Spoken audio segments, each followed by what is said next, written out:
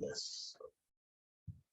Okay, excellent. So welcome everyone. This is the Aleph seminar. Aleph is a research group from mostly based in Cluj-Napoca, Romania, but has members from other places as well. So we're kind of dedicated to what's the word? I don't know, to make propaganda for analytic philosophy in Romania and other places as well. So we want to do that by showcasing talks in various areas in philosophy. You know, we kind of like focused on epistemology, logic, and philosophy of language, but any kind of topics we are welcome to host. And so this is the last meeting of this year, this calendaristic year. We are very, very happy to have today with us as our guest Tadeusz CIecierski. Tadeusz is my colleague, collaborator, and friend from the University of Warsaw. I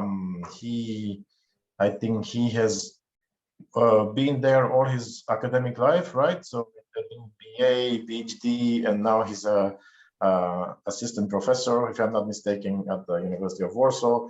Tadeusz is working on a lot of topics, mostly in the philosophy of language, but also connected issues. So he has written a lot on context sensitivity, indexicality, attitude descriptions, things like that. He has also, I see here on his website that he has 2 books that he has written in Polish. Unfortunately, I don't know Polish, so that I read those. But he's also edited a couple of books and a few issues of journals, very good issues of journals, with one with Springer, I think, and the other with the Greuter. And Tadeusz is also the president of the Semantics Society, or not anymore? Are you still? I'm still, yeah. Okay, so he's the president of the Polish Semantic Society, at which I had the honor to be a guest some while ago.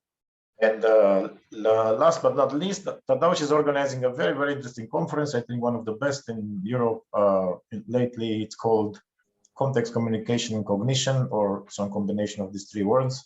Next meeting will be, I think, in September next year. Okay, so all that to say that we're very happy to have Tadeusz here today. He's going to talk about demonstrations as actions and products. So Tadeusz, please take it over. You can talk up to an hour, maybe not more, and then we open for discussion. But of course, you can talk less. So sure, please. Sure. So thank you, Dan, for this kind introduction. So may I just kindly ask you to let me know after 40 minutes that it's 40 minutes, okay? Because absolutely, I will try to talk more or less around 45 minutes, because I'm very interested in the feedback in the discussion. This is, I think, the most important thing for me and from my point of view, because the things I'm going to present today are a kind of a part of an ongoing project. So I will be presenting things that I'm thinking about constantly, and if I will receive feedback here, it's a big chance for me to stop making errors or going in wrong directions when thinking about those topics. So thank you in advance for any comments and remarks on your side. So as you can see, as Dan already said, the topic of my talk today is demonstrations as actions and products. So here's the plan of the presentation. So I will start with the brief discussion of something I call the thesis of the heterogeneity of demonstrations. Then from that, I will move to a brief discussion of dual aspect of demonstrations.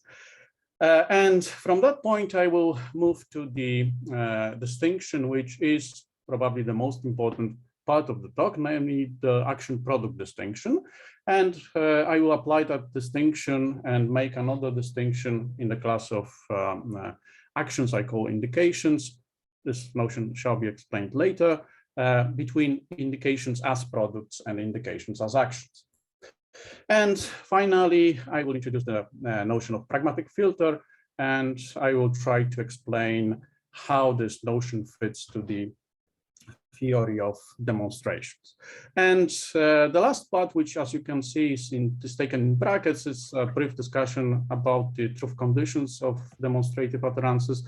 But this is the part that I will probably skip, okay? So I will really stop at the part number 4, and if there will be time, we might go back to the 5th part later on, okay? So that's the plan in general.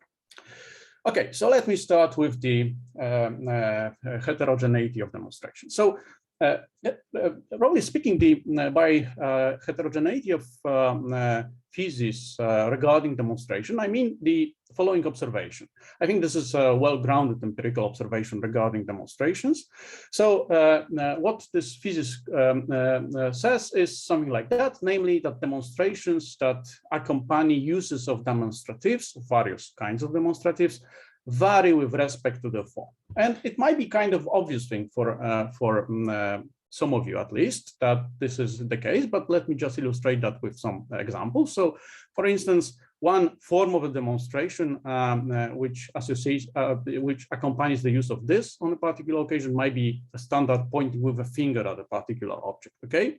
But instead of doing this, I might do several other things. I might gaze at something, I might grasp an object and show it to you, and I might basically perform many other kinds of actions which all count as a demonstration. So the heterogeneity thesis is a kind of a thesis that somehow collects all those observations and claims that that forms of demonstrations might be very distinct and very different.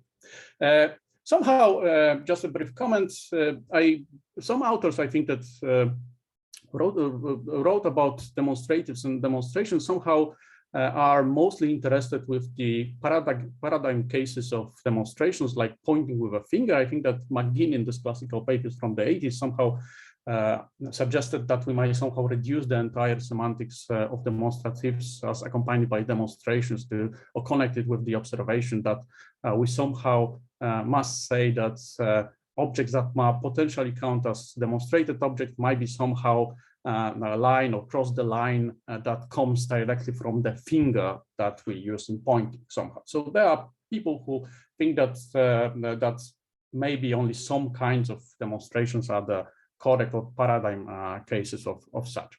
So somehow from that point of view, the heterogeneity thesis is of course a kind of might be controversial, but I somehow find it very intuitive and somehow fitting very well to, let's say, phenomenology of speech acts and the speech acts involving uses of demonstratives. So if this is something we accept at the very beginning, then the next question we might ask is, of course, if the form is not something that unifies various kinds of demonstrations, then what is the common element that somehow grounds the fact that we are dealing with demonstrations? So one answer which I will be starting with here is the answer that what somehow warrants that we are dealing with a demonstration is not the form, but rather having a special dual profile, okay? And let me explain what I mean by this. So the idea of dual profile of demonstration somehow starts with the, I think, quite obvious observation that demonstrations as actions are intentional actions. It means that they involve certain attitudes and states that we refer to as in terms of intention. So, jointly with my friend Piotr Makowski, we somehow were working for some time on something we call dual intention model of demonstrations as actions. And in that model, we somehow claimed, this is also a kind of a project that is an ongoing project, but I think this is the essence of it.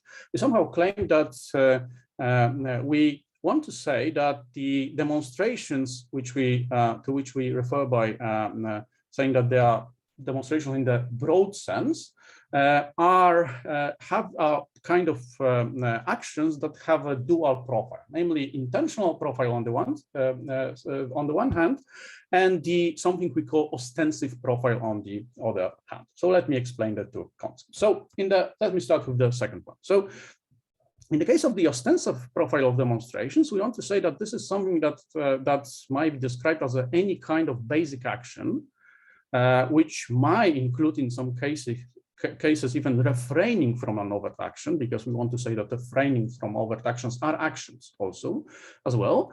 So this is a kind of a thing like pointing with a finger, like performing a certain hand gesture, grasping an object, etc. So you might come with all other examples that somehow ground this thesis of heterogeneity of demonstrations and try to single out something that counts as this basic action that we are talking about here.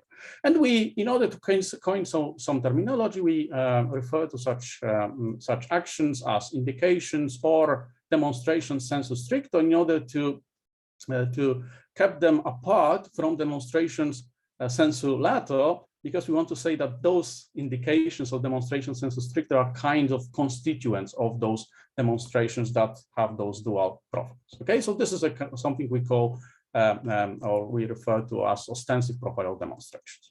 On the other hand, there is also an intentional profile of demonstrations, which is extremely important. And in the model which we somehow defended with Piotr, but this is probably not the only way in which we might develop the idea, but somehow like this manner of approaching the concept. This is a kind of intention or might be described as a kind of intention to invite the interpreter of the demonstrative utterance to form a hypothesis explaining the action of indicating this action, this narrowly conceived action of demonstration. And at least in the original theory, that's also the accompanying intention to invite the interpreter to formulate a certain hypothesis regarding the demonstrator. So hypothesis regarding what object is being demonstrated on a particular occasion. So this is the way in which we develop that theory, but I would like to stress here that when we talk about intentional profile of demonstrations in general, we don't have to go into this dual intention model. We might just stick with the first intention and somehow try to say that the other intention is somehow presupposed by the first or implied by the first. So we are very happy also with this way of developing the idea. So we think that demonstrations as actions in this broad general sense have those two profiles, ostensive profile and intentional profile. And of course, somehow the two profiles should be somehow unpacked. And here comes the diagram, which is somehow the illustration of the theory we arrived at some point. And don't worry, there are several elements in this diagram, and I will complete them during my talk. So you don't have to pay attention to all of them. Okay, so I will explain all the elements step by step. So I think that one of the results of the talk will be that you will be able to somehow rationally interpret the picture you have in front of you here. So the idea is that we have this here, the big arrow, which so demonstration sensu lato, and it has three constituents. This indication, which is this basic action, and which is this ostensive profile of a demonstration sensu lato. And on the other hand, there is this intentional profile, which we somehow divide here between two kinds of intention: the abductive intention, the intention to invite the interpreter to formulate the hypothesis explaining why the agent performed that action, and something we call deictic intention. This is the intention to somehow ask the interpreter to come at the idea what object is being demonstrated, or what objects the speaker wants to demonstrate, strictly speaking. So this is just a kind of initial picture we are starting. So this is a kind of, I think, illustration how we can approach this dual profile of demonstration. And as you can see in this picture, when we talk about this action of indication, this basic action that is a constituent of this demonstration sensu lato, we made in that model a distinction between indications as action and indication as product. So we somehow assume in that model that the concept of indication, this concept of this basic action or demonstration sensu stricto, exhibits something that is the more or less well-known action product ambiguity. Okay, so now what I would like to do is to say something about the action product ambiguity in general. Okay, then I will, after explaining the idea of the distinction, then I will go back to the indications and try to explain how this distinction applies to indications. Okay, so that's the plan in general. So action product distinction. So I take this distinction from the classical nowadays paper written by Twardowski in 1912. This is the paper Actions and Products, Comments on the Broader Area of Psychology, Grammar and Logic. And Twardowski was actually the first author that gave a kind of systematic account of this distinction. So this is a very good paper. It's a kind of a classic. So anybody who would like to, I think, discuss that distinction should refer somehow to that paper, because this is a beginning of at least a kind of tradition of making that distinction. Although it is fair to say that the distinction was somehow present in discussions in the Brentano school around the time Twardowski wrote the paper. So for instance, the authors such as Stamp were using it at some point. Meinong was using a kind of version of it as well. But Twardowski is definitely the author that took that distinction and provide a kind of attempt of analyzing it. Okay, so this is a kind of a starting point for it. And as you might know, this distinction nowadays is used in some discussions, and I think that the area in which it is used constantly is the discussion regarding propositions, propositional attitudes. So some authors, like Moltmann, for instance, they want to somehow use that distinction and use actually the original Twardowski idea, because that was also Twardowski analysis of the notion of proposition, or as he preferred to say, the notion of judgment, is that they want to say that propositions or propositional contents should be described as either as products of certain cognitive acts or types of products of certain cognitive acts. So this is a Moltmann idea, and Moltmann defends that idea in various ways and various manners. And I won't be talking here about the Moltmann approach to that, of that and application of that distinction. What is just important is here that I want to somehow mention that this distinction finds its place in the current discussions regarding various various problems within analytic philosophy of language and mind and psychology. So this is the original, the historical background. But what is the distinction? What is the content of the distinction? So Twardowski, when he explains this distinction, he starts the discussion of it with the contrast between the cases of verbs and cases of nouns. Okay, so he says that we might consider the following pairs of expressions. On the left hand, you have verb. On the right hand, you have noun. So we might say we might contrast the verb to jump with the noun the jump, to shout with the shout, to lie with the lie, and etc.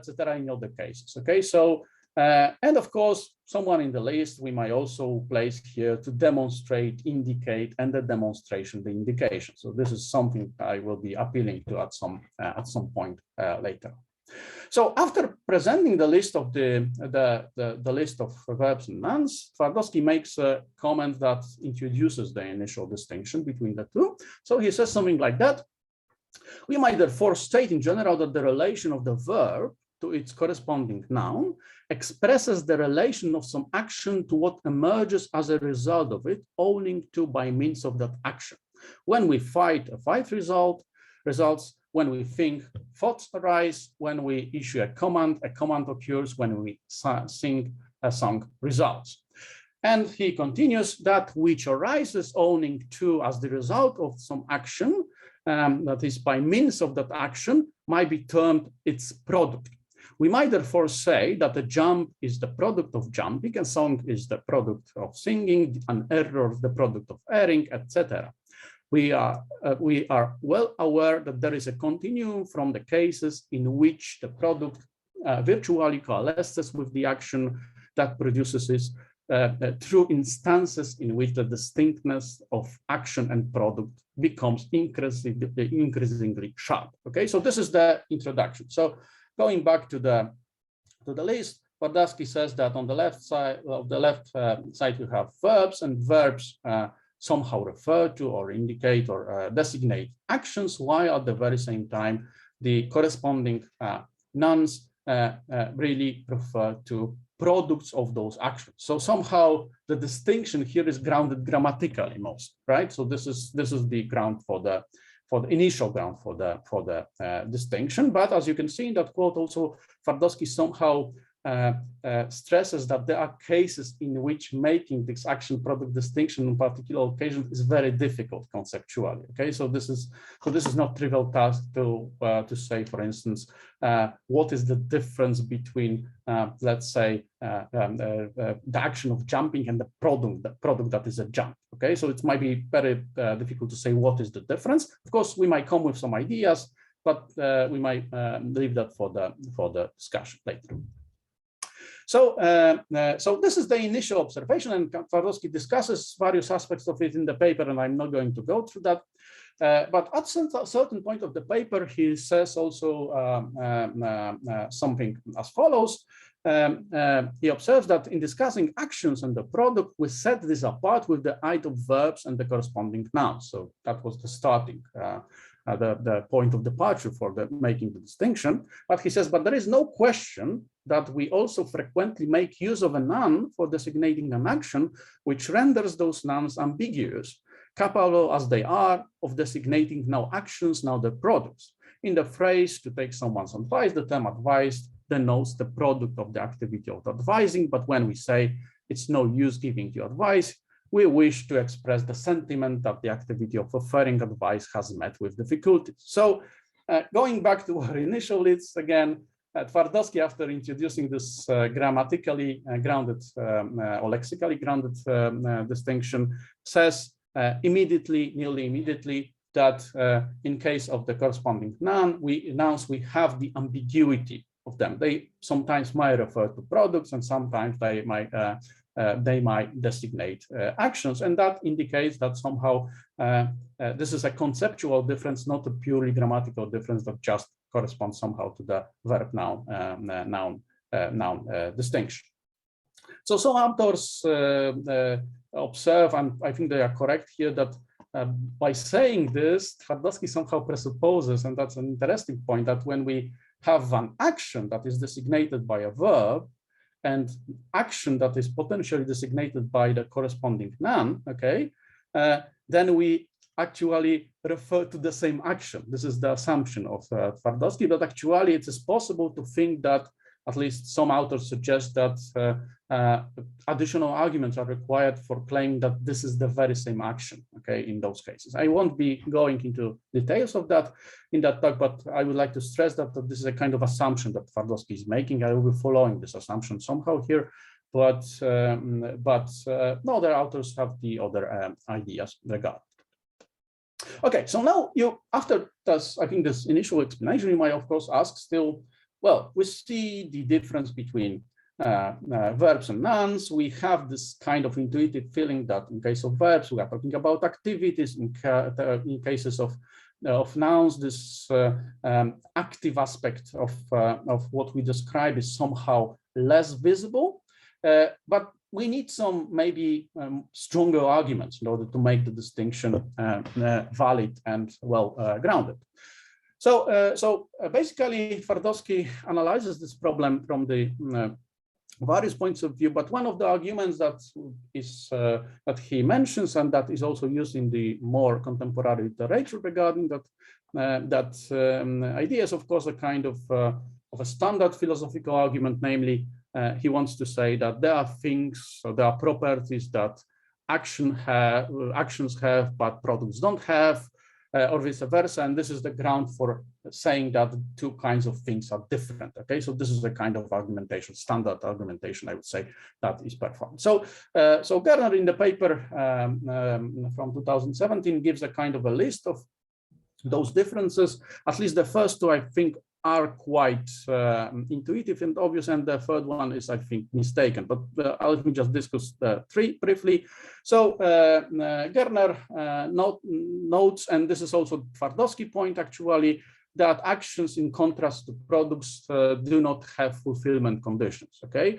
And the example that is standardly used in the literature is, let's say, we consider a thought, okay, thinking and thought, okay, to think and thought as a product of thinking, and we might say of thoughts that they are true or false, correct or incorrect, but at least in the case of true and false, of truth and falsity, it's very difficult to make sense of saying of the action of thinking that it is true or false, okay? So we apply those predicates that somehow express fulfillment conditions to products, but not to actions, okay? At least some, okay? Because it's also a question whether this applies to every distinction in every particular case, and that's a difficult question that one might, of course, ask.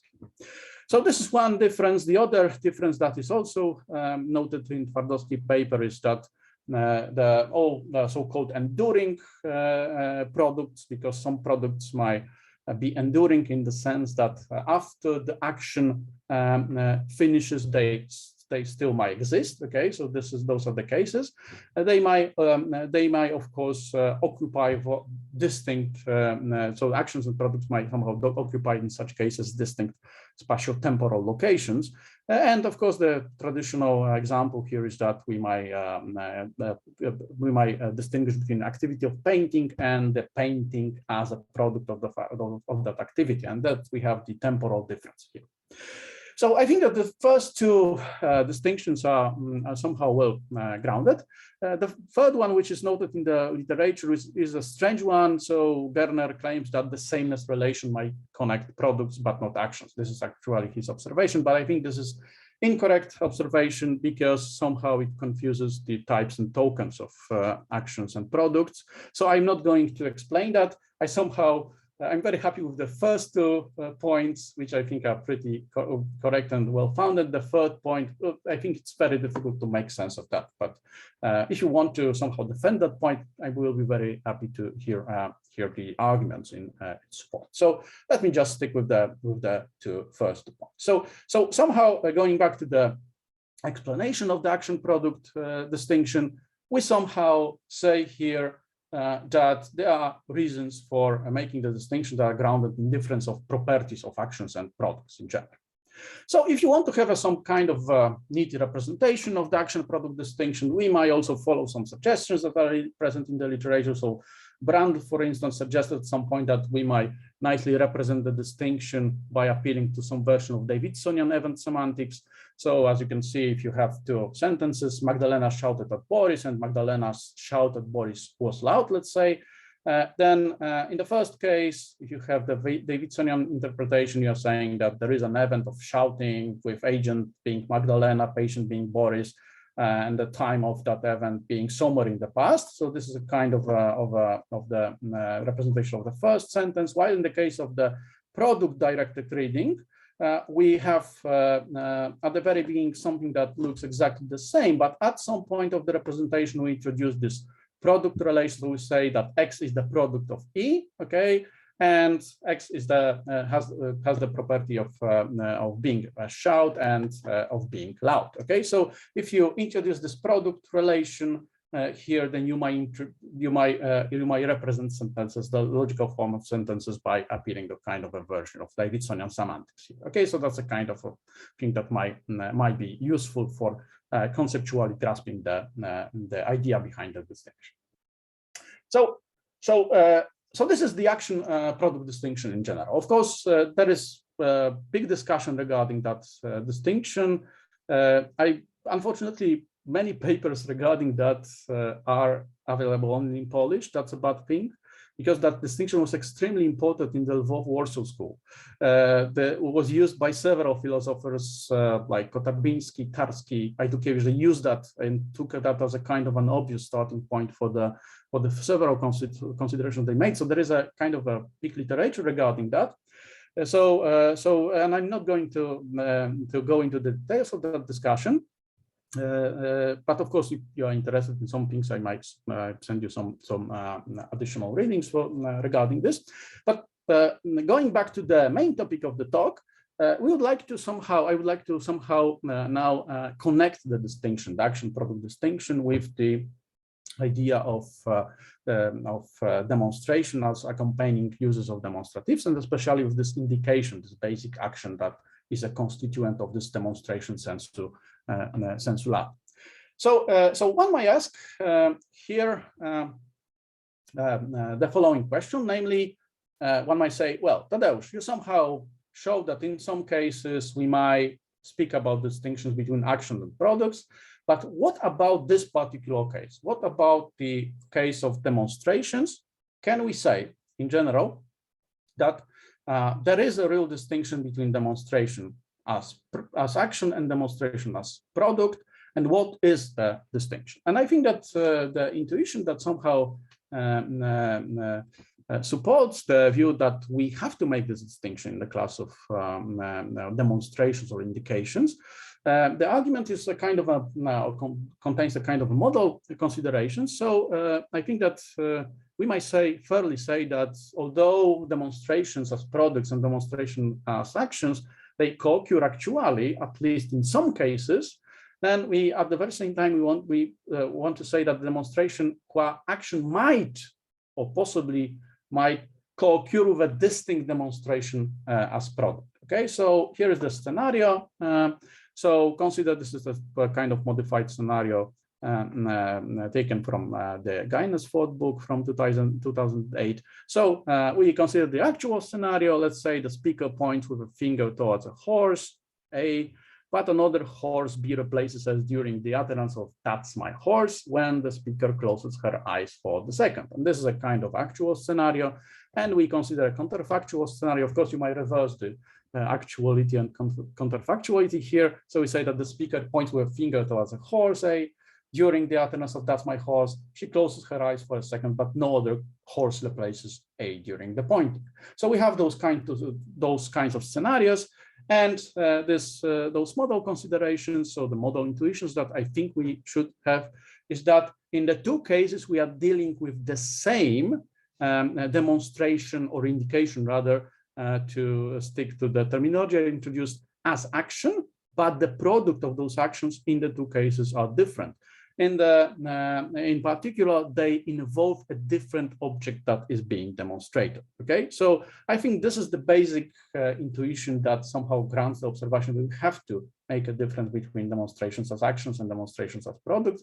So the Twardowskian distinction somehow might be extended to those cases. Okay, so if I am correct here, then of course this basic assumption I made after introducing the model is somehow partially at least justified. So we might fairly say that the concept of indication exhibits action product ambiguity. Okay, and of course one might ask further on what to do with that further.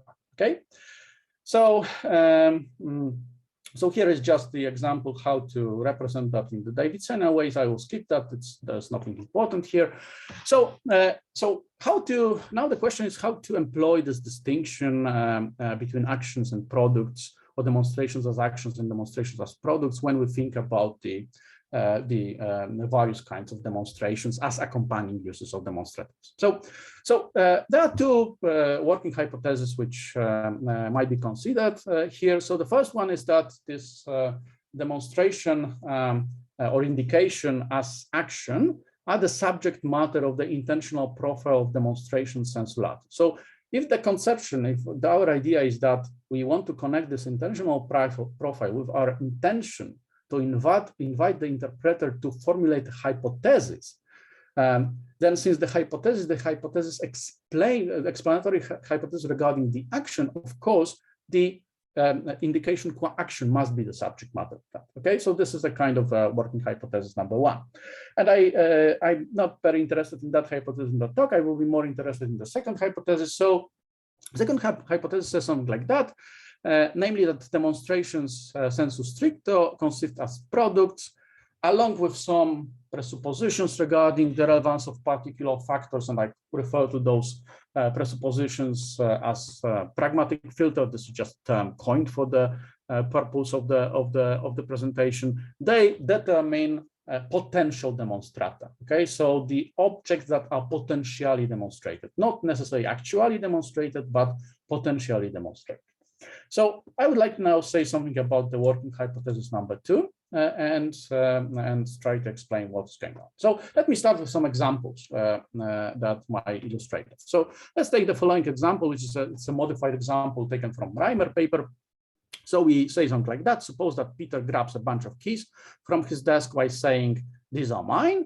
The bunch actually contains some keys that are Peter's and some that are not. So this is a kind of modified version of the scenario that is in Reimer. So what I'd like to say here when employing this kind of ideas described in the working hypothesis number 2 is that among potential demonstrata, really, we have to count all the sub-collections of keys from the bunch, okay? So we have several, we might just calculate what are the possible sub-collections of keys here, and those are things that count as potential demonstrata. There is another question, what is the actual demonstrating here? But that's a question I'm at the present moment leaving somehow aside, okay? And if we will follow that intuition, then we will, of course, want to ask, what is this pragmatic filter here? What are those factors that somehow determine the potential demonstrata? And I think that this is kind of a property of being a key, right? That is, of course, somehow related to the bunch. And of course, the big question, and I will go back to that question later on, is of course how this pragmatic filter works. So this is the general idea that illustrates how the hypothesis number 2 works. So in other cases, let's go with the King's example, well known and discussed in the literature. So we say that I'm sitting on Venice Beach on a crowded holiday, looking south with swarms of people inside. I fix my attention on a woman in the distance and intending to talk about her and gesturing vaguely to the south, I say she is athletic. Okay, so this is one of the examples King uses, and I will say something about King Fiore later on. So, so here I think that among potential demonstrata, we want to include somehow all visible females or female-looking objects maybe present within the scope of the vague gesture. And what is the pragmatic filter here is just kind of somehow linked with the properties like being a female or female-looking object and being an object that is located somehow within the scope of the gesture. Okay, so this is how this should, I think, be in general described. And the third example, which I like very much, is taken from Perry. Perry, by the way, thinks that yeah is not demonstrative but indexical, but I somehow disagree here. So imagine that we use this yeah expression that has in some language a convention connected with that it refers to the distance between hands of the speaker. Okay, so I say this fish was yeah big, and if I make something like that, this means that I indicated a particular length. Okay, so this is, I think, a nice example of a demonstrative. And here the potential demonstrata is just a singleton. It's a kind of so it's a set that contains a single object. And I think that the pragmatic filter should somehow here be grounded in a particular convention that is present in the language in which we use yeah in this particular occasion. Okay, so those are the examples, initial examples that somehow illustrate how we might think about this working hypothesis number 2. But of course, one might quite correctly ask, well, those are just examples, and this is just a general description of the examples. And now we would like to, or I would like to know something more about this notion of pragmatic filter. What exactly is hidden behind that notion? And this is a kind of a question that I'm thinking about constantly, and I would like to here just somehow present 2 ways in which that concept might be developed in order to provide more content to it. So the first idea is go into the direction that might be a bit similar to some of the considerations of King, but there are big differences between the approaches, which I will explain in a second. So we might say, and this is a kind of approach in terms of potential, of the idea of potential rational interpreter, you might say that the potential demonstrata on a particular occasions are the objects that potential rational interpreter might consider as demonstrata when forming the hypothesis explaining the action of indication. So this is a kind of one way in which we might go. So we introduce this idealized interpreter, and then we say that this interpreter somehow meets the action or sees the action and somehow comes with the bunch of hypotheses regarding the explanatory hypothesis applying to that action question. So that's a general idea. And the other idea, which I like more than the first one, and I will say more about it in a second, is a kind of introducing the idea of ostensive continuum and including in that idea a certain concept that was introduced by David Kaplan, but dropped by him later on, namely the idea of Frege theory of demonstrations, okay? Not of demonstratives, but of demonstration. There is a very nice part of demonstratives in which Kaplan discusses that idea. He somehow resigned from that idea, I think, later on, but I'm very interested in it. I think it's a very brilliant and interesting idea. So I will go back to it at some point. So let me go through the two options over here. So let's start with the first one. So somehow we want to say here, when we introduce this idea of potential interpreter, rational interpreter, that potential demonstrata in particular cases are the objects the speaker might have reason to demonstrate given what would be known to all regular, rational, attentive participants of the conversational situation. So potential demonstrata here are the objects the rational interpreter might consider as demonstrata when forming the hypothesis, explaining the act of indicating. So sometimes it might be the case that there are several hypotheses at stake, and the approach predicts that the class of potential demonstrata becomes numerous in such cases. Okay, so this is how we use this idea of potential rational interpreter. So, so this is a general idea, and one might wonder how it relates, as I already mentioned, to this coordination account that was defended by Jeffrey King at some point. So King's idea, which is not the idea that applies to demonstrations, but to demonstratives. So this is one important distinction between the two approaches, is that he says something like this, that the referent of a demonstrative in the context must meet, in general, two conditions. It must be intended as a referent by the speaker, and a competent, attentive, reasonable hearer must recognize it as the intended referent. So idea behind this approach is that the intention is not enough. Additionally, on the side of the speaker must do enough to make the utterance interpretable for this competent, attentive, reasonable hearer. So that's in general the idea behind it. So this is the idea, but of course there are obvious differences between the idea as employed in the previous case and the idea I'm introduced here. So first of all, in this approach, I'm having here the demonstratum and the referent might be different objects due to the fact that we might deal with the cases of deferred reference. Okay, so this is important to make this distinction. Additionally, in this approach, which I'm trying to somehow defend here, the class of potential demonstrata might be numerous.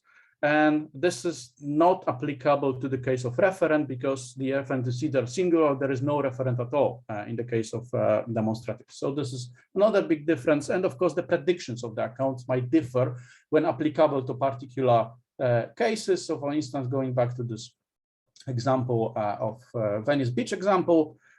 So for King, that would be the case of the speaker not doing enough to make the utterance interpretable. While on the account, I would prefer here, this is the case in which we somehow determine the class of potential demonstrata. They are there, okay? There is a numerous class if there are several objects that meet the conditions that are imposed by the pragmatic filter, but there are objects like that. So there are differences between the two approaches, which I think are important. Just to tell you that you have spoken for 40 minutes now. Okay, so I'm not very far from, I think, closing the talk. So this is the first idea of how the idea of pragmatic filter might be unpacked, and the other is that of ostensive continuum, and this is the way in which we might think about the issue. So we might think about the issue in the following manner. So you might think of various forms and kinds of indications, okay, as somehow forming a kind of continuum with respect to the property of being more or less conventionalized, okay? So there is a kind of continuum like that. And we want to say here that the more conventionalized the indication is, the more explicit explicit are the properties the subject must, the object must possess in order to count as potential demonstrator. And the less conventionalized the indication is, the less explicit and more current knowledge dependent the choice of relevant properties. So we have this kind of ostensive continuum. On the one side, we have kind of conventionalized indications, like yeah is the kind of a paradigm case, because we have a convention in the language that is pretty straightforward. Two cases that are not maybe as conventionalized as yeah, but pointing with a finger, I think at least among the users of let's say English, for instance, is a kind of very conventionalized way of demonstrating an object. Okay, maybe grasping an object is another example, etc., etc. But I think that yeah and pointing with a finger are a good example of the very conventionalized the indications. On the other hand, we have cases of indications that are very non-conventionalized. They might be even single individual indications that just happen on a particular occasions. And I think that refraining from actions, overt actions in cases in which refraining is the action of demonstration or indication are the cases of very or non-conventionalized actions of indication. And of course, in the continuum, we might consider cases that are farther or closer to one of the borders we have here on the line. So this is another way in which you might think about that. And if you think about that in this manner, then you might say that there might be a nice connection between the class of conventionalized indications here and the idea introduced by Kaplan in demonstratives of this Fregen theory of demonstrations. And the idea, and here's a quote from Kaplan, I won't be reading it, but just tell you what is the idea here. So Kaplan wants to say that we might somehow treat demonstrations in themselves as a kind of science, okay, non-linguistic science in general, and apply a kind of Fregen analysis of demonstrations. So we might say that demonstrations in themselves might have sense and they may have reference, okay? So this is a basic and simple idea. And starting from that idea, Kaplan, as you probably, some of you are, I'm certain knows that, says that viewed from that point of view, we might somehow establish isomorphism between descriptions and demonstrations. So this is exactly the idea coined by Kaplan. So there is a kind of isomorphism. So on the one side, we have demonstrations. On the other hand, we have descriptions. We have several, the names are not Kaplan's, but we might somehow, when we're reading Kaplan, we might somehow abstract those principles from the Kaplan's consideration. So Kaplan says a demonstration is a way of presenting an individual, and of course, this is the same in case of descriptions, definite descriptions. We say that it's not required that an occurrence of the demonstration have a fixed content, and of course, it's not required, obviously, in the case of descriptions. And of course, here we have something similar that applies to failure of reference and similar properties, and also this applies to descriptions. The other properties that are discussed by Kaplan here that may be more problematic when grounding this kind of isomorphism, but really there is an interesting analogy between the two, two cases. So basically, when we want to employ that notion of Fregen theory of demonstration applied to conventionalized indications, then I think, of course, we have to at least drop one idea that is present in the Fregen theory of demonstrations, namely, we must, of course, drop the idea, because I want to somehow allow potentially several potential demonstrators, we somehow have to put the analogy as applicable to rather indefinite descriptions, because the singularity of definite description would somehow prevent the class of potential demonstrata being numerous. So the general connection between the two would be, as I already said, that this Fregen theory of demonstrations might be a very good way of describing the cases of conventionalized indications, because in those cases, we might somehow quite precisely point out the properties that the object indicated must met and the demonstratum must met in order to count as potential demonstratum in on a particular occasions. So we have, of course, very problematic cases from the point of view of that account I've just sketched. So that will be the final part of my talk. Let's take this example taken from Siegel and discussed also by Tadeusz recently. So we have this example. You are a salesman in a store. By reaching past an opaque door into a display case, you put your hand on a blue silk tie. At the same time, another salesman is reaching to the cabinet and touching a red silk tie. Through the glass top of the cabinet, you can see the red tie being held by the other salesman whose arm looks like yours. You mistake his hand for yours and you believe that you are the one touching the red tie. You say to a customer who was looking in another direction for a red silk tie, this one is red. Okay, this is a quite interesting case and very interesting example, and interesting questions how this approach sketched here relates to this example. So how we can analyze this this case here.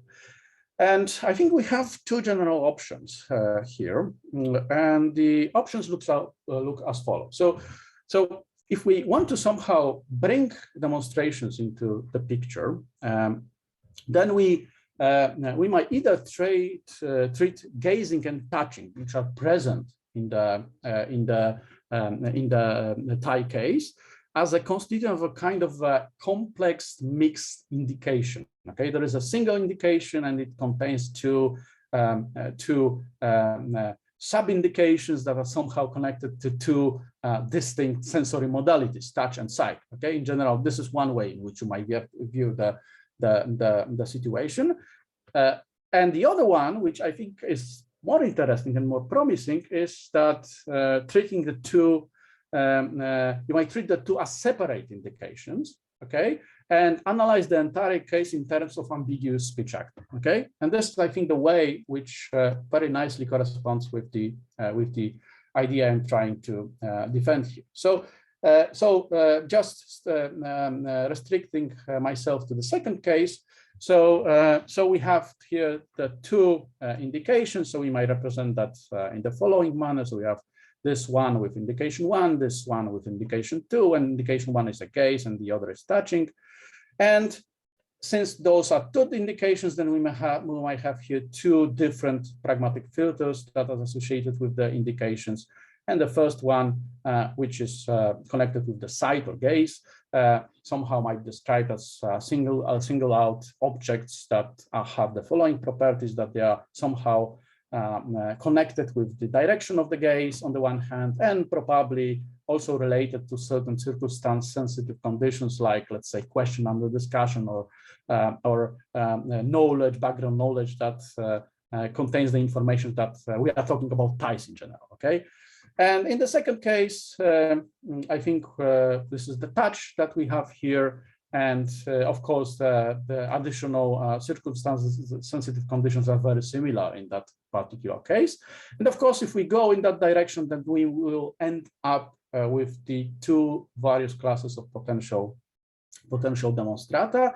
But of course, the cost is that we analyze this case as a case of ambiguous speech act in general. But I somehow like this analysis. It's presents I think it's quite elegant description of the case. So I think that is the place at which I will stop. Okay, so just because I won't be discussing this truth conditions on demonstrative utterances, just give you a hint. The idea here is that this approach I sketched here might be reconciled with various more or less intentionalistic accounts of demonstrations and uses of demonstratives. So it might be somehow seen as a version of intentionalism, not extended to intentionalism, might be extended to more demonstrative oriented approaches. So this is just a simple point I'm making, so I would just ignore that and jump into the conclusions. So to sum up, I have discussed an account of demonstrations and demonstratives that respects heterogeneity thesis. Then I somehow suggested that this account makes use of action product distinction, which I explained. And in order to apply this distinction, we have to somehow appeal to some pragmatic factors, so to some pragmatic filter. And this idea of pragmatic filter, as employed to particular examples, might of course receive several analyses. And I suggested at least one, this connected to the idea of ostensive continuum, that might be a kind of a promising thing to do. And this is the point I wasn't arguing for, but just said that this is the case. So the account somehow can be reconciled with various kinds of truth conditions. This truth conditional descriptions of demonstrative utterances. So I think that would be all on my side. And maybe sorry for, I don't know, if talking too long or being too quick about several issues. So I'm very interested, of course, with your feedback and comments and remarks. So thank you very much. Great, thank you, Tadeusz. Thank you a lot. Right, so we are ready to open up the discussion. Just one issue that I want to ask: if somebody doesn't want to be recorded in the discussion, just let me know when I'm going to stop the recording, just to be have this covered. Okay, and you can ask your questions. I think I saw. Was there a question, maybe? Anyway, yes, or Alex. Right, so you can use the, how is it called? Raise hand, of course. Raise hand feature of Zoom. Okay, we're gonna go with Alex, and I'm waiting for your other questions. Alex, please. So I have many questions. Here's one. This is just a clarificatory one, and then maybe later I'll ask a more interesting one. So at one point you said that you talked about what a rational, fully attentive listener would take the demonstratum to be, or something to that effect. But then later on, you sort of added the practical interests of the participants, which points more towards the actual addressees rather than the sort of ideal, rational, whatever. And the closer you go towards the actual ones, the less the emphasis on what a rational person would, and so on, the less important that becomes. So if you go to actual addressees, then you might sort of also take into account addressees who are not fully rational. Maybe the fully attentive ones should be put aside, but ones that are not fully rational, maybe those still count if you're focused on that kind of audience as opposed to some idealized kind of audience. Yes, that's. Thank you for the question. So I think that's it's interesting because the question can be somehow generalized to other cases in which some idealizations are introduced in general and applied to particular cases.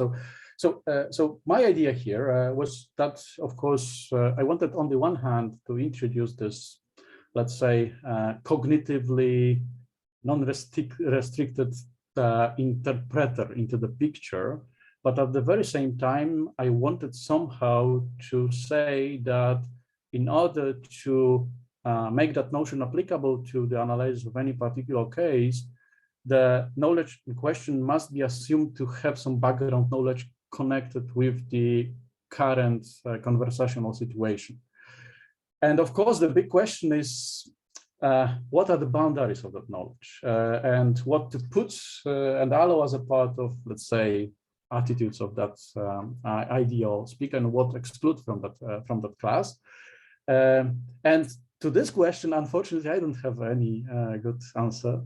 I know that I want to include some things and exclude some others. This is certain for me. But what is the precise criterion for telling the difference? It's a kind of a difficult thing, and I must admit that I don't have the answer to that. So just to give two examples, I definitely would like to include this knowledge about the practical interests of the participants into the picture. Let's say, consider this tie example, right? This is important that we are talking about ties, and this is the tie selling place, right? So this is kind of things that must be kind of a subject matter of the ideal interpreter. But on the other hand, we definitely don't want to, for instance, make the ideal interpreter to have a knowledge, let's say, of the intentions of the speaker, because that would, I think, that spoil the entire fun of providing the analysis in terms of demonstration. So it's a very important question, and probably you will be very disappointed with my answer. Unfortunately, I don't have a very precise demarcation here to offer. But yeah, that's definitely an issue. Okay, so guys are happy with this exchange. We can come back to your other questions, Alex, later. So I'm gonna allow Andrea now to ask the question. Andrea, please. Hey. Hello. So I have some questions related to the product and actions relation. And the first question is, maybe I just wasn't paying attention to, or because what exactly is what's the relation between actions and products? Is there like a causal relation, or is it relevant? Maybe it's not relevant to provide an explanation for the relation. And the other question relates to the Davidsonian model. Primitive actions. How you introduce the primitive actions in all this description relating to actions and products. For instance, are products directly caused by primitive actions? But on the other hand, you can also have products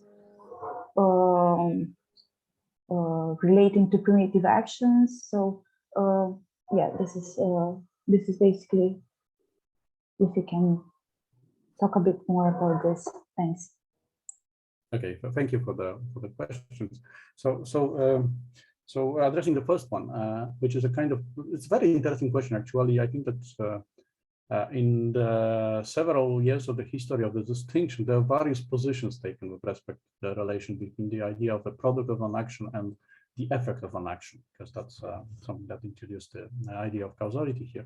So in the case of Twardowski, it's not very clear what was exactly the way he was thinking, but I think we have to make a clear distinction between the effects of actions and products of actions. Okay, so those things are not the same. We might say that products, if we want to call products the effects of actions, they are effects of a very particular sort. Okay, and of course the question is how to tell what sort of things they are, as we want to apply this notion of idea of effect to products. So it's a kind of, I think that kind of intentional characteristic is required here, because we want to say somehow that someone who said, let's say, is shouting, okay, right, produces a shout, or the shout as the result of that.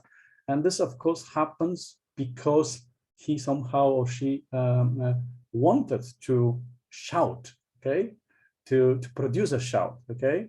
So this is not just an effect of shouting, it's a kind of effect which is determined intentionally, okay, somehow by the person who is performing an action. So I think this is the closest thing we might say about the relation between causal relation in this case and the relation between actions and products.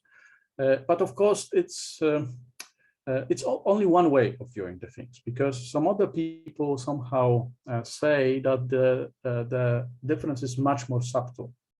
They say that, for instance, that in the case of actions, we are usually dealing with processes of various sorts, okay? Like shouting is a process, singing is a process, and you might apply that to other cases. While in the cases of products, maybe not always, but at least in standard cases, we have events on the other hand. So the real relation here is between processes and events that somehow are somehow connected. And now you have several options, because you might think whether there is a kind of meteorology that might be involved in those cases.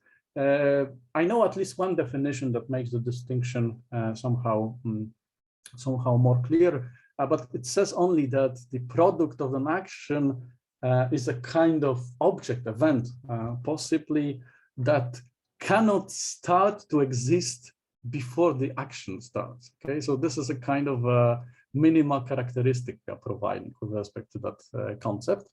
But this is not to say very much. Okay, it might, of course, cease to exist after the action finishes, but the important thing, it cannot start earlier, okay? But in many cases, it starts afterwards, and it might, in case of those enduring products, it might last after the action is finished. Okay, so that's also the case. So so I think that's a kind of a suggestion I might provide here when answering your first question. But of course, please, if you would like to ask about something else here, or if you're unhappy about this characterization, please protest, of course. So. It's okay. Okay, so I may, yeah. Okay, so we might go back to it later. So the second question was about primitive actions. Okay, and the concept of primitive action as found in this distinction. So basically, the action product distinction is not introducing any kind of the counterpart of the distinction between simple and complex, or primitive and complex actions. They are not there. You might supplement this theory with this distinction and, of course, wonder how it relates to particular cases. But I think that is correct, because I think this the answer whether this distinction is somehow applicable might, of course, be connected with the analysis of particular cases. So in some cases, maybe you find verbs, you might maybe say that those are primitive actions that are designated by the verbs, while maybe in case of other verbs, you have to say that those are complex actions that are designated by the verbs. So I would say that this distinction is pretty is quite oblivious with respect to the primitive, non-primitive distinctions applicable in the field of actions in general. But it might be interesting in general to inquire into this. I think it might be maybe some interesting things will result from considering how the notion of primitive action might be applicable to such cases. Yeah, so that would be the answer. I don't know, Andrea, if you are satisfied with it. So if not, please. Andrea seems happy with it. So okay. I have a question for you, Tadeusz, and it's probably going back to some stuff that we discussed before. So feel free to just dismiss it if you're sick of that. I won't do that. And so kind of relates to Andrea's first question. So basically, what I'm reiterating here is my, let's say, I don't want to say skepticism because that's too strong, but like maybe my lack of full of this understanding of the analogy of the possibility of interpreting demonstrations as ambiguous between products and actions, right? So you know, let's take the jump case, right? So here it seems to me that, you know, I can see the difference between the process and the action and the product. Sorry, the action, the product is thinking about the action, like, you know, as an event of jumping, right, or a process or whatever. And I can see, you know, so let's assume that the jump, you know, anyway, so somebody's like lifting themselves in the air and then they're supposed to come back and touch the ground again.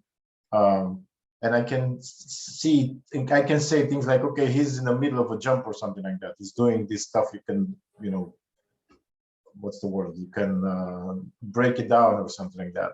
But I'm taking it that, you know, for a jump to exist, the person has to have touched, or so, you know, the person lifts themselves in the air and then they touch the ground again, right? And then you have a jump, because you cannot just like have a jump.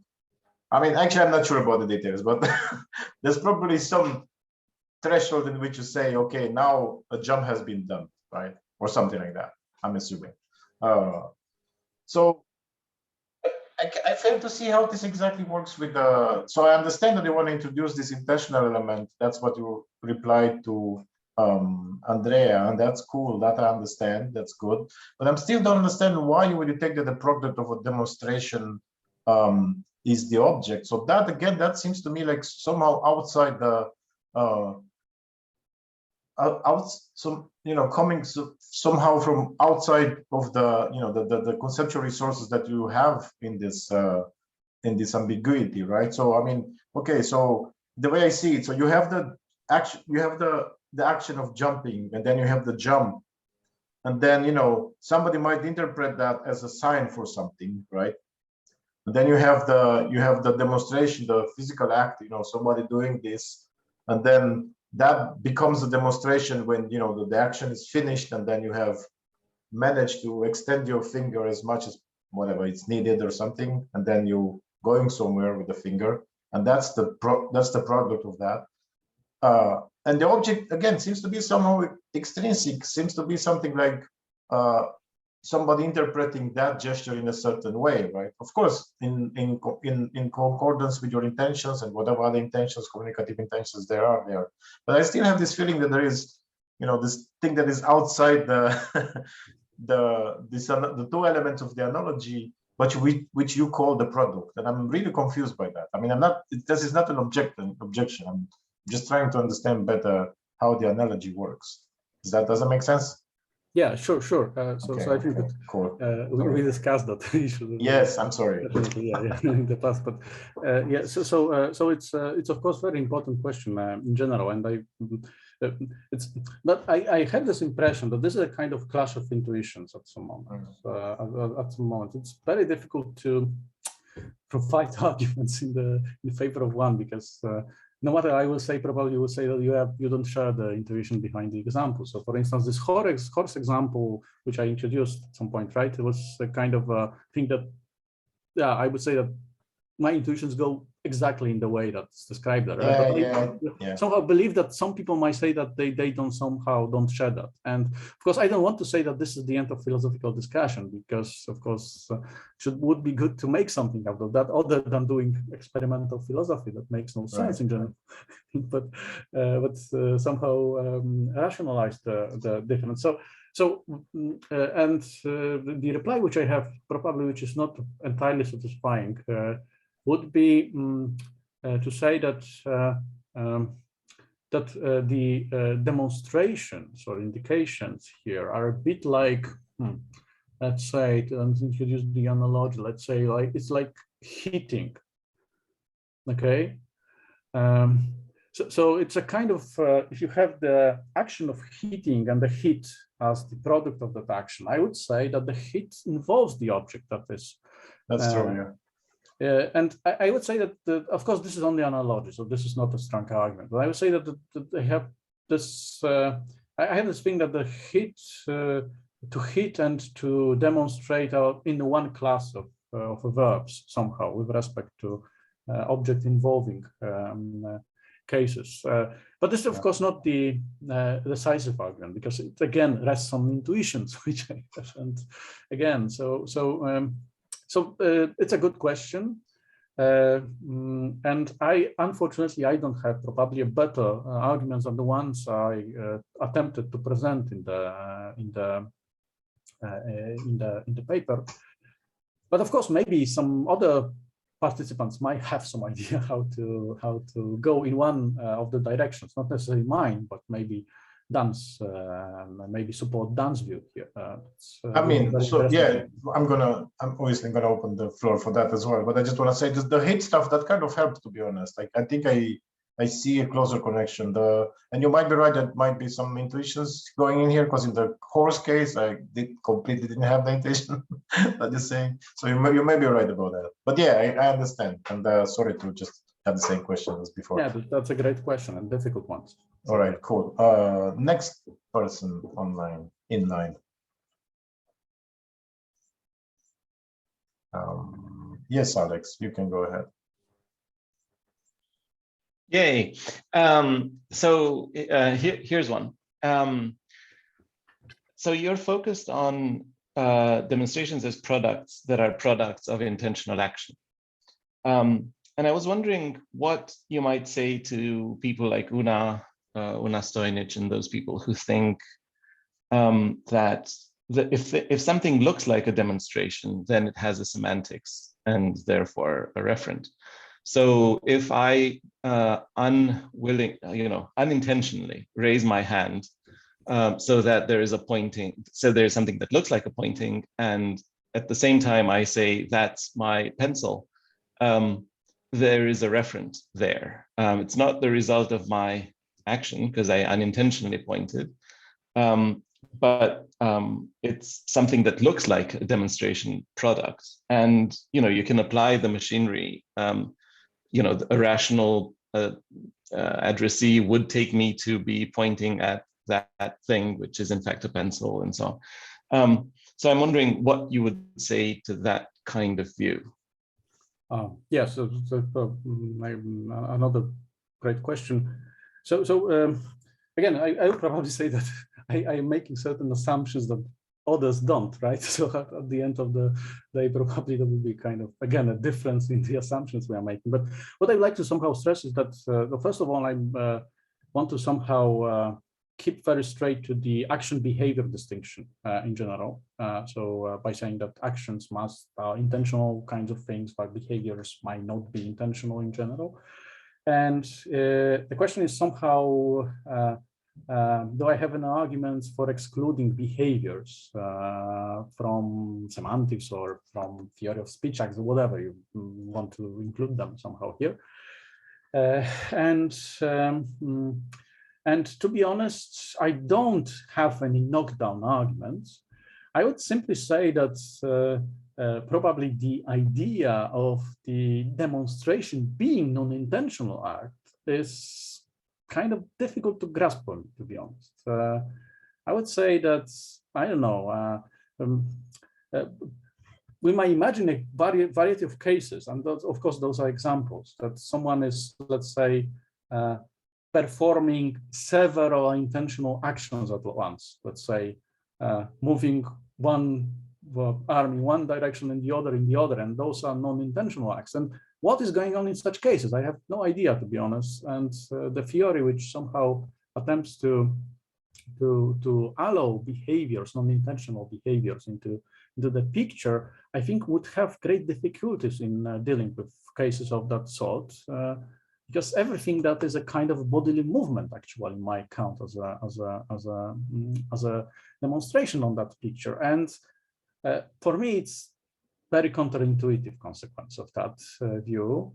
And probably this is not the argument, but the question I would like to ask the people who defend the views would be how they tell the difference between the cases that count as demonstrations in those cases and those that don't, okay? And the only criterion I might find when thinking about it is intentional. And I don't think there are others available here. But of course, I think the suggestion is also that we somehow put somehow we move it to the addressee or to the interpreter rather than to the subject, right? So yeah, so this is a kind of movement, we might say. Yeah, I don't know. So that's generally would be the kind of a worry which I would have when thinking about the approach in question. But do you think that this is a kind of a worry they have answered to somehow, or? I mean, you call it a worry, and they would call it a feature. They would say that the semantics applies to the thing that looks like a demonstration. Does it matter whether it's intentional or not? No. The semantics of the gesture applies to the gesture. Okay. So yeah. So I was sort of thinking, but there might also be sort of slightly more complicated cases. So the basic one is the one I described. You have a tick and you point that way, and at the same time you say something. So that's not an intentional action. Fine. But suppose you form the plan to point at the pencil, and then there's a sort of weird causal chain where someone intervenes. But it turns out that my finger does point at the pencil I intended to point at, and I can't tell that it wasn't me causing the thing. So in some sense, it's not an intentional action. And then they would want to say, see there, the speaker thinks they succeeded, the audience gets it, everything's fine, and everything's fine because there's a semantics of, the finger going that way, so to speak, associated with the demonstrative or something. Yeah, so this is, of course, those are all those varieties of cases that are somehow cases taken from the classical philosophy of action, even, right? They discuss those issues several contexts. Yes, those yeah, those cases are extremely difficult. So so of course the question is whether I want to say that in such cases like the one you sketched, are we dealing with the intentional action of demonstration, right? Demonstrating or indicating or whatever. I would say probably that not. But if you would ask me why I'm thinking this, I would say that I would somehow appeal to the kind of Serlan view of intentionality and considerations that somehow involve this idea of satisfaction conditions that are present at the level of intentions that require not only the success of the action to be somehow present there, but a kind of correct way of arriving at that action, or the somehow singled out way of arriving at that action. And so from that point of view, I would say that if we stick to this kind of picture, we can somehow rule out those as cases of intentional actions in the full blooded sense. And so probably that would be the move I could make in those cases by referring to this kind of Serlan-like considerations. So yeah, that would be the way to go. Is it at the end of the day the best way to go? I don't know, to be honest, but it's a way. Okay, yeah. Great. If anybody else has other questions, or Alex, you yourself, if you want to ask more, I think we have more time. Yes, no? Sure, yes, go I on. do, yes. Yes, go on. I was sort of wondering, in your response to Dan and Andrea, so they asked, to some extent, a part of the following question. Why is the referent essential to the identity of the demonstration as a product? Right. So I think you appealed to the principle that if you've got two different referents, then it's two different demonstrations as products, though it might not be different, the results of two different demonstrations as actions. So that makes the referent essential to the identity of the demonstration as product, kind of thing. So I sort of, you're trying to appeal to intuitions, and I was sort of wondering why. I mean, you're dealing with the metaphysics of God knows what, I don't know, actions and stuff. And I don't quite see why you should feel tied, that your view must accord to intuitions in these things. I mean, yeah, it can be sort of wild, but you might just say, look, we have this notion of action, which, by the way, is semi-technical too. And now I'm going to introduce this idea of a product of the action, where by product I mean this and that and the other. And I'm going to claim that this plays a role in our intuitions about the reference of demonstrations, fine, but it doesn't have to be that it itself is an intuitive kind of notion, right? Yeah, I agree with that. So somehow appealing to intuitions here is, of course, the kind of a way of securing myself somehow from the objections of persons like Andrea and Dan, probably, because people are coming with this kind of worry and objection here. And so I would like to have something more to say than the concept I'm employing is technical, let's say, and it doesn't have to follow the certain intuitions we have. I simply think that it would be better to somehow follow some intuitions that we may have on those occasions. But generally, from, let's say, methodological point of view, I definitely agree that I don't have to go in that direction, but it still would be nice to have a kind of knockdown argument that will show everybody that the demonstratum is essential to demonstrations as products, right? Would be nice to have this kind of argument that will be a kind of argument one can somehow attack. And of course, the model consideration represents a kind of it's not maybe an argument, it's a kind of illustration of intuitions, right? Some persons might have, like me, for instance, and others don't need to have. Yeah, so yeah, definitely I'm not against this kind of approach in general here. I simply want to have something to answer the worries, which I constantly hear on various occasions, so to speak. So yeah. But I mean, you have something, right? I mean, it plays a role in a theory which aims to explain the reference mechanisms of demonstrations, which presumably are things that need to at least largely match our intuitions. So, you know, you can point to the end product of the of the view as the support for the more theoretical bits in it. I'm not sure that you will that people are guaranteed to agree with you on what product stands for in this respect. I'm not. I mean, you might catch some flies that way, but some won't. And I think it's reasonable of you to say to do the technical. I completely agree with that. So I would say that the position you are describing is a kind of Russellian position from on the noting. Russell really justifies his theory by applying it and showing that there are applications of it. And I really love this kind of approach. There is this beautiful quote that in logical investigations, the applicability to examples by the similar law, like experiments in physics, something like that. There is this kind of sentence on the noting. So I really like this approach, and I'm really into it.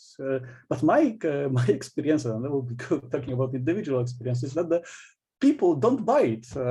If I write things like that or defend this kind of view, people then they ask me constantly, what is the argument? What is the argument? And they are probably, well, the argument is in the fruitfulness of the theory. But they say, but where is the argument? And it's kind of too difficult to go through this somehow. But on the general level, I'm absolutely in the camp of thinking in that way. But I'm somehow afraid of using those kinds of consideration because constantly I'm hearing additional arguments are needed. So, yeah. I just want to be on the record saying that that's fine with me, Tadeusz, and I'm not going to ask you again ever about this. No, do ask, definitely. Anytime you want. So. I mean, a small comment, if I may. I mean, you said something about experimental work in this area and stuff, but I mean, it's kind of doubtful. Well, I'm not sure how that goes, but like, is it that do we have as lay people like intuitions about demonstrations and stuff like that, and okay, action products that maybe it's a bit more you can get a handle of that, but like demonstrations, I mean, I don't have intuitions, at least not, you know, untainted by theory or something like that. So yeah, I think maybe that's another kind of consideration that you could go with what Alex suggested, if you want. Yeah, so one of my students is experimental philosopher, is doing some pretty huge work on various examples that they use in the literature regarding demonstratives and about intuitions that people are having regarding various cases. Also the ones that I used in the presentation, but also the Spiro Agnew Carnap, for example, right, and the other examples like that. But I'm waiting for the results. Right. I'm nearly certain that they will be completely inconclusive, but well, let us wait. Maybe there will be something breaking over there. We'll see. So I have someone who is doing this kind of thing, and we'll see. Maybe the results will be of some interest to somebody. So yeah. Cool, excellent. More questions, Alex? Can I do one more? Yes. Okay. So this is about and I know you said that you're not sort of committed to that characterization of the intentional profile, but you know, I have a question about what you said. I didn't write it down. My handwriting is not that fast, but it's something like it's the intention to invite the interpreter to form a hypothesis about the demonstrative and to explain the action of indicating. I got it in the wrong order. Yeah, so this is like, yeah, I think this is the slide, right? Yes, good. Yes, thank you. I mean, I know of people who will object that it's too intellectualized. The intention to invite someone to formulate a hypothesis, that's not going to happen. That's what many people would say. And perhaps even intention to, yeah, so that this applies to both sides, right? Because you're inviting to interpret, the interpreter to formulate a hypothesis. I was wondering if you you've thought of a way to de-intellectualize this characterization. Yeah, so thank you. This is a really good, very good question. So I kind of see that. So somehow when we started with Piotr to think about this issue, we somehow wanted to connect this entire intentional profile with the abductive inferences. We wanted to somehow connect the two things here, and also somehow stress that the proper theory of demonstrations, as you said, demonstrations might employ some folk psychological considerations at some level. That was also important for us, and one of the examples or kinds of examples we somehow used as a motivation for that was in the cases of deceiving, when using the demonstration. Okay, let's say I somehow point out some direction with a finger and say, look at this, or whatever, or something similar, and there is no object over there. I just wanted to distract the person I'm talking to somehow. And in the cases of those sorts, we are somehow thinking that there's really something like the abductive process of making sense of the action that is involved in that, and formulating a hypothesis that explains that, because the person might look there and then somehow go back and think why he did what he did actually. So we somehow thought that those can be kind of motivating cases for those kinds of considerations. But of course, obviously, the natural objection is that it might work for such cases, but why generalize it to others, right? So that's a big issue, and we somehow assumed that a kind of uniformity in the theory of demonstrations might be a kind of a point we want to arrive at, because that is additional motivation. So that's the first thing I think that somehow might be mentioned here as a potential justification. And the second one was rather connected with the difference between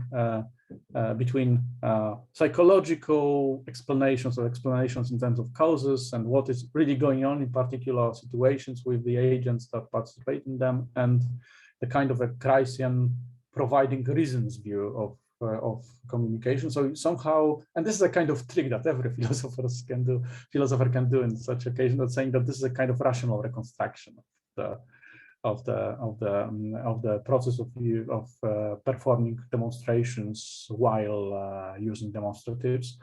But we are somehow aware that saying this somehow closes a certain objection, but it's a kind of a trick that everybody can do in that case. So if I would say something in defense of this over-intellectualized approach, which definitely is over there, is the first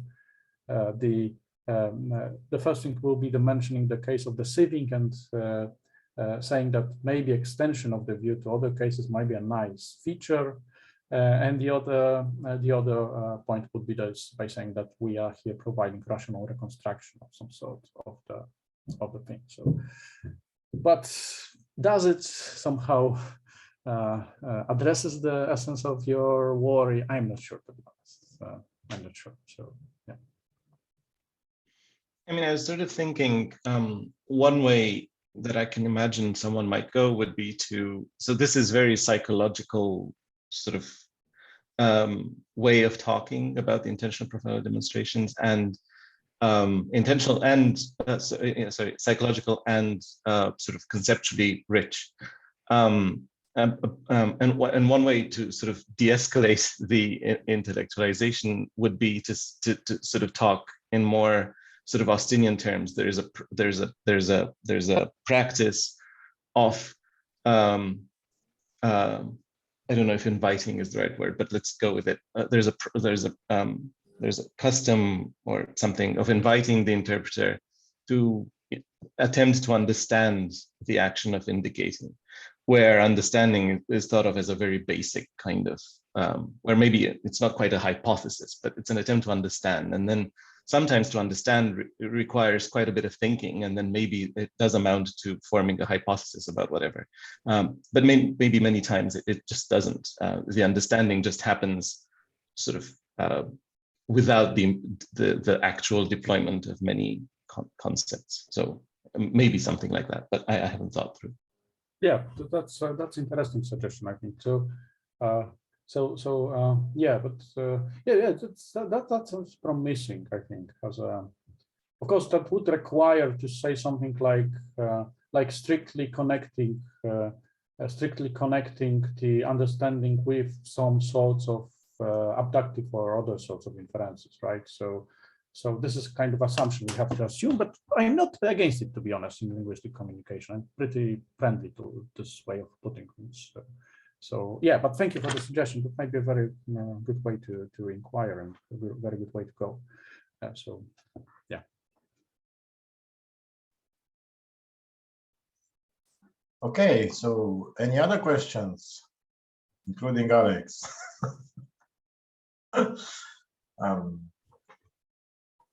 Well, it seems. I have a question. But oh yeah, yeah, go on. So I was thinking about collective actions. That's what I had in mind. So do you think this distinction between action and product can work better to explain collective actions? In the sense that, I don't know, we should accept that there are collective actions and they're non-reducible to the sum of individual actions, something like this. Yeah, I think that I would say that I see no obstacles to extend that distinction to collective actions as well. So I assume that, as in the case of, let's say, jumping and jump, we might also say, let's say that say a team scored a goal, right? Assuming that this is a kind of collective action, and we say that scoring a goal is a kind of action, while the goal is the product of that action. Okay, and I'm pretty fine with saying that this is exactly analogous to the case of the individual agents. Maybe even, I have now this intuition that it may be even more clearly visible in those cases what the difference is. Okay, I would say that I have this impression that maybe even be more clear in general that we have this distinction over there. So I haven't thought about this issue. So of course the answer I'm providing is a kind of a super quick suggestion, and I would probably need to think over that again. But my impression is that there is nothing that should be an obstacle to extending that distinction to collective actions. And it's interesting, by the way, because you know the literature about the collective actions in general. So are the people using this distinction in the discussions at all, or is it present at all in the discussions, or is it completely ignored? I'm just curious how the situation looks there. No, so as far as I covered the literature in collective actions, I didn't find the use of this distinction. Okay, so but it may be just it might be just me. I don't know. No, but I also I've never heard about someone who was applying that distinction here. But if this is the case, well, maybe it's a nice way to go. It's nice issue to analyze in general, right? How this distinction applies to that might have some interesting effects, I would say, or some interesting studies might result of that, out of that. So yeah. So sorry for probably this answer is not very satisfying, but I see it as a promising way to go with that distinction in general. So this could be a common project for you too. If Yeah, definitely. If the stars align. Okay, so Alex has a last question. And I go along. Sure. Go on. So this is about this very slide, slide 4. So still about the intentional profile demonstration. It's the intention to invite the interpreter to formulate a hypothesis, blah, blah, blah. Two questions. One, why the interpreter, not the addressee? And two, what if there's no addressee? Yeah, sure. This concept of interpreter, which is introduced here, of course, one might replace it with the concept of addressee if one wants. But the idea here is that in case of the concept of addressee, we somehow have to assume that the addressee is somehow a person towards which the utterance is directed. Okay, somehow. While the interpreter might be, let's say, the participant of the communicational situation, or a person just observing the communicational situation in general.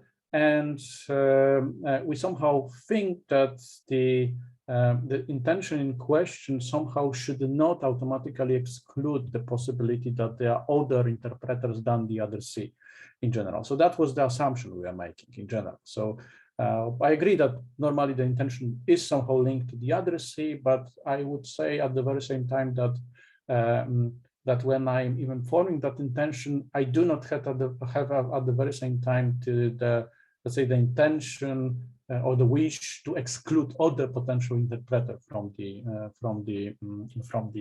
class of the interpreters of the utterance. So that was the reason mainly to introduce this more general idea of interpreter. It's a kind of, I remember, was somehow also motivated by some uses of the interpreter by Peirce somehow at some point. So I was also somehow connected with that, but that's not important.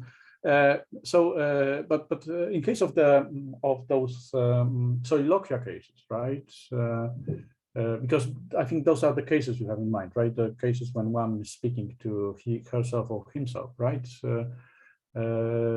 Or rather, because those are other kinds of cases. Someone, let's say, is mistaken that some person is present in the conversation, addresses the person, because those are two kinds of cases, right? So you had in mind the first one, right? The first class rather than the second, right?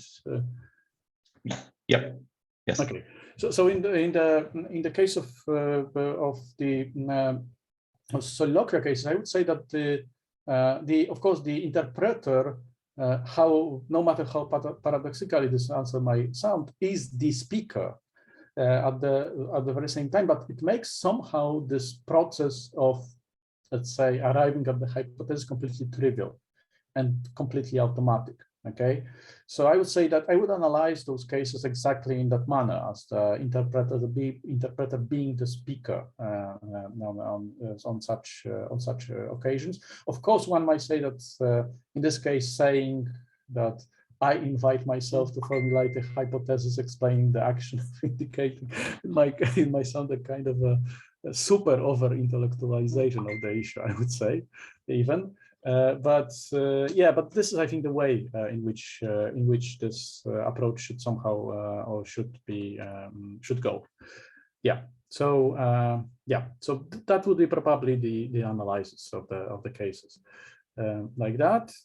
Of course, the other way of replying to that war is kind of saying that those kinds of situations are so untypical, so unusual that we have to have a completely different analysis of those cases, and that the model in question is not applicable to those cases. Okay, so that's also the other way to go. I somehow would prefer to have a kind of again uniform account that covers such cases as well. Yeah.